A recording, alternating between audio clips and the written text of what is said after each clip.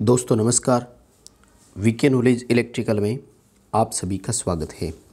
दोस्तों निमी असाइनमेंट का सॉल्यूशन अपने चल रहा था, पार्ट वाइज इसके अपलोड टॉपिक करते जा रहे हैं। आज का हमारा निमी का असाइनमेंट नंबर 5 है, यानी 25 क्वेश्चनों की ये सीरीज नंबर 5वीं है। लेकिन आज की इस सीरीज में 24 क्वेश्चन होंगे और ये 5 सीरीज कंप्लीट होने के बाद में अपना डीसी मशीन कंप्लीट हो जाएगा, यानी डीसी मोटर जनरेटर के कंप्लीट हो जाएंगे। उसके बाद इसमें इंडक्शन मोटर के क्वेश्चन शुरू होंगे, 3 फेज सिंगल फेज के। तो उसके लिए अलग सीरीज़ फिर अपने स्टार्ट हो जाएगी, यानी इसमें अपने 24 है, अगले एक में 26 क्वेश्चन करवा दिए जाएंगे। और अभी तक अपने 100 क्वेश्चन कंप्लीट हो चुके हैं। 101 नंबर क्वेश्चन से आज बात करेंगे। आप यदि किसी भी कंपटीशन एग्ज़ाम की तैयारी कर रहे हैं, इसे ज़रूर देख लीजिएगा, क्योंकि ये अपडेटेड वर्जन है निमी असाइनमेंट का। तो इसमें से काफ़ी question same to same competition exam में देखे गए हैं, ज़रूर पढ़ें। आप आईटीआई कर रहे हैं तो सेकंड ईयर इलेक्ट्रिशियन के लिए बहुत इंपॉर्टेंट ये है टॉपिक। चलिए दोस्तों शुरू करते हैं। क्वेश्चन है हमारा कि शेयरिंग मशीन के लिए कौन सी मोटर उपयुक्त रहेगी। तो दोस्तों ये हम क्वेश्चन पहले कर चुके हैं 100 क्वेश्चन। तो 101 नंबर क्वेश्चन से बात करेंगे कि डीसी कंपाउंड मोटर को कहाँ प्राथमिकता दी जाती है। देखो दोस्तों, ऑप्शन यदि आप देखेंगे ना तो हम ऑप्शन के अकॉर्डिंग भी बात कर सकते हैं, ठीक है। देखो, कांस्टेंट लोड रिक्वायरमेंट, नियत भार अगर हो तो वहाँ पर हमारी शंट मोटर पर्याप्त है, क्योंकि इसकी गति नियत रहती है, ठीक है। नियत गति की आवश्यकता, तो यही शंट मोटर हो गई अपनी, यानी नियत भार नियत गति एक ही बात हो गई। इन दोनों के लिए शंट मोटर का ऑप्शन आता। वहीं अगर मैं बात करूं कि उच्च स्टार्टिंग टॉर्क, तो हम सब जानते हैं इसके लिए हमारा सीरीज मोटर पर्याप्त होता, क्योंकि highest starting torque series motor का है। ये है नेक्स्ट अपना कि कांस्टेंट स्पीड अंडर वेरिएंग लोड, यानी भार परिवर्तनशील हो, हमें वहाँ पर स्थिर गति की आवश्यकता हो, तो वहाँ पर अपनी cumulative compound motor D best होती है। डी ऑप्शन की ओर हमें जाना है। अगला हमारा क्वेश्चन कह रहा है डीसी मोटर के लिए स्टार्टर की आवश्यकता क्यों है। ये क्वेश्चन पहले आ चुका है। इसका काम होता है करंट को कंट्रोल करना, ठीक है। अब सवाल ये है कि करंट कौन सी कंट्रोल करे, फील्ड की करंट को कंट्रोल करता है कि आर्मेचर। तो फिर हमें डी ऑप्शन की ओर आना है, आर्मेचर करंट को लिमिट करता है। देखिए, कंफ्यूज करने के लिए ए ऑप्शन भी दिया है आपको, ठीक है। अब देखिए होता क्या है, डीसी मोटर में स्टार्टिंग धारा उच्च होती है और इसके दो कारण होते हैं। बैक ईएमएफ का मान स्टार्टिंग के समय 0 होना और आर्मेचर का प्रतिरोध बहुत कम होना। डीसी मोटर में, डीसी मशीन में आर्मेचर का प्रतिरोध 1 ओम या इससे भी कम होता है। तो हमें इस क्वेश्चन में डी ऑप्शन की ओर जाना है कि आर्मेचर करंट को कंट्रोल करने के लिए हम स्टार्टर लगाते हैं, मतलब आर्मेचर के सीरीज में रेजिस्टेंस लगाते हैं, बाहरी प्रतिरोधक लगाते हैं। नेक्स्ट हमारा सवाल, आर्मेचर वाइंडिंग की टेस्टिंग करनी है, हमें कौन से इंस्ट्रूमेंट की आवश्यकता होगी। आर्मेचर के लिए हमें ग्राउलर की ज़रूरत पड़ेगी, और अगर डिटेल से क्वेश्चन आता तो बाह्य ग्राउलर, एक्सटर्नल ग्राउलर की हमें ज़रूरत पड़ती, क्योंकि इससे हम ओपन शॉर्ट ग्राउंड कंटिन्यूटी वाला टेस्ट है, तीनों टेस्ट इससे कर सकते थे। देखो, मेगर डीसी मशीनों में ज़्यादा उपयोग नहीं ले सकते हम इंसुलेशन प्रतिरोध नापने के लिए, तो फिर भी, लेकिन कंटिन्यूटी के लिए नहीं ले सकते क्योंकि 500 वोल्ट डीसी देता है। तो हम बी ऑप्शन की ओर जाएंगे। डीसी मशीनों में ग्राउलर जो है वो सबसे बेस्ट रहता है। नेक्स्ट हमारा क्वेश्चन, 3 पॉइंट स्टार्टर में होल्डिंग कॉइल जो होती है, जिसको हम एनवीसी भी बोलते हैं, वो शंट फील्ड के साथ सीरीज में क्यों होती है। देखो दोस्तों, इसके लिए थोड़ा सा डिटेल में जाना पड़ेगा। डीसी मोटरों की गति फील्ड फ्लक्स के व्युत्क्रमानुपाती होती है, यानी अगर फ्लक्स किसी भी कारण से 0 हो जाता है तो मोटर की स्पीड इनफाइनाइट, अनंत तक हो सकती है। आर्मेचर पर एक सेंट्रीफ्यूगल बल लगेगा जो आर्मेचर को निकाल करके बाहर तक फेंक सकता है, इतना तेज़ बल लगता है।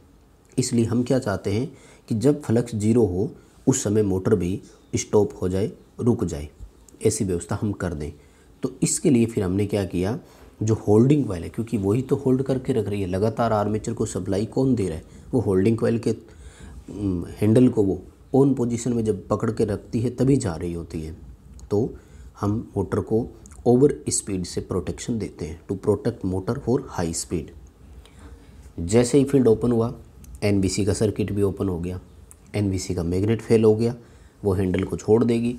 हैंडल में स्पाइरल स्प्रिंग थी, जिसमें एक तरह से पोटेंशियल एनर्जी, स्थितिज ऊर्जा थी, और वो हैंडल जो स्प्रिंग है वो ऑफ पोजीशन में ले आएगी, तो आर्मेचर की सप्लाई भी बंद हो जाएगी और मोटर रुक जाएगी।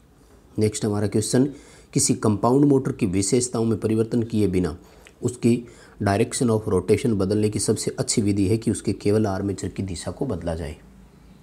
आर्मेचर धारा की दिशा को बदलो, मोटर की विशेषताओं में कभी कोई परिवर्तन नहीं होगा, मतलब जो क्यूमुलेटिव है वो क्यूमुलेटिव ही रहेगी, डिफरेंशियल है वो डिफरेंशियल ही रहेगी, है ना। देखो गलती से अगर आपने किसी एक फील्ड के सिरे बदल दिए ना तो मोटर के घूमने की दिशा बदलने के साथ उसमें क्या होगा, मोटर की कार्य करने की दिशा चेंज हो जाएगी, जो क्यूमुलेटिव थी वो डिफरेंशियल बन जाएगी फिर। तो ए ऑप्शन की ओर हमें जाना है, काफ़ी अच्छा क्वेश्चन है ये। अगला क्वेश्चन, 3 पॉइंट स्टार्टर के साथ सीरीज में जुड़े एनवीसी का उद्देश्य क्या है।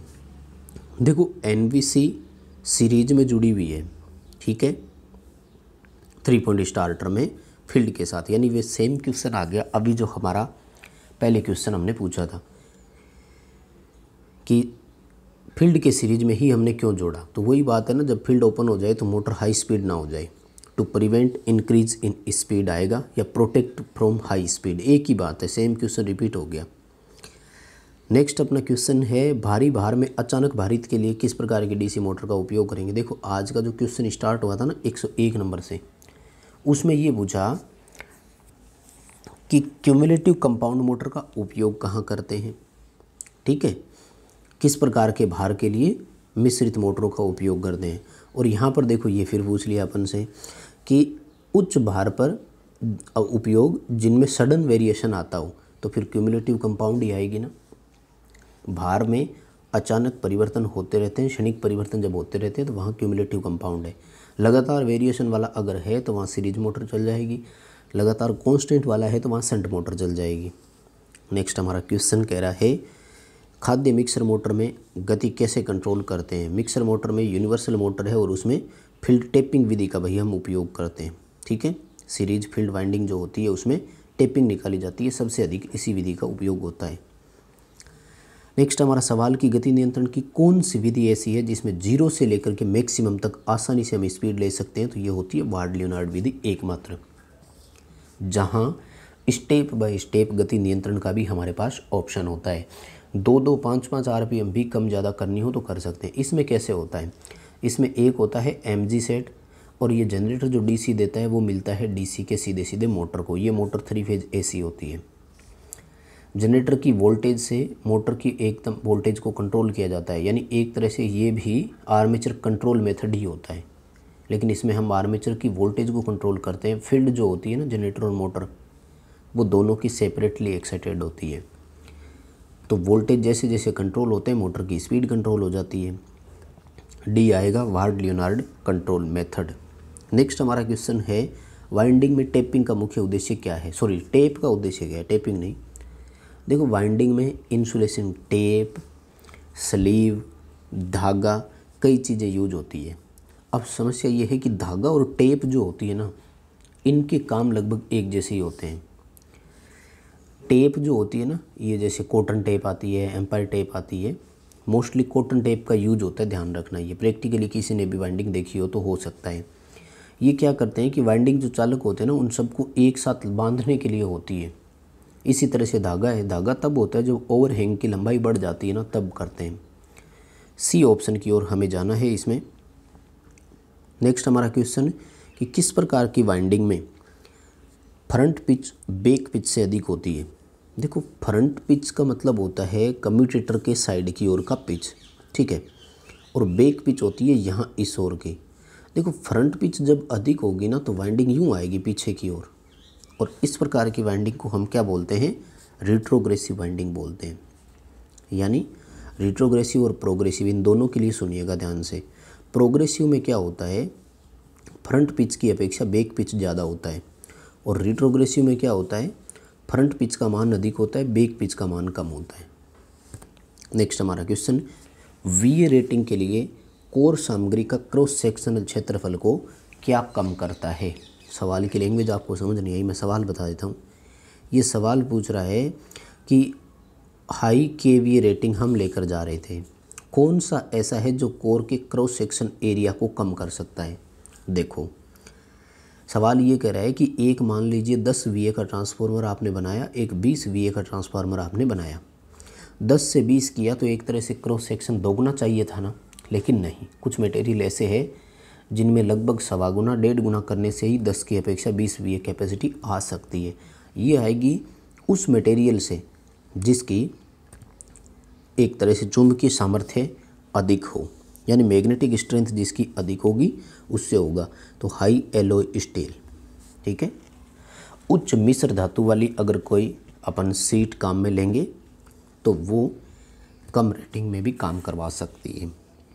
नेक्स्ट क्वेश्चन है कि 4 पोल DC मोटर में आसन्न ध्रुवों में विपरीत ध्रुवता कैसे प्राप्त करें। देखो हम सब जानते हैं किसी भी मशीन में पास पास के पोल हमेशा कैसे बनने चाहिए, अपोजिट।